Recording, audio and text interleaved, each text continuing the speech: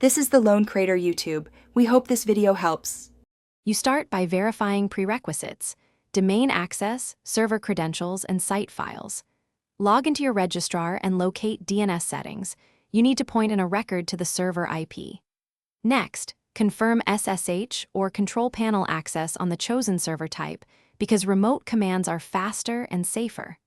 Once done, clone your repository or upload site files to a staging folder. Make sure you have the SSL details ready if you plan to enable HTTPS immediately. Now you deploy and configure services so the site actually runs. You upload or git pull your code into the webroot and install runtime dependencies. This ensures the app has what it needs. Configure your web server, Nginx or Apache, to serve the correct route and to proxy to any application port. Then set environment variables and file permissions.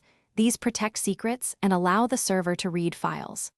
Once configured, start or reload the service and confirm the app process is active.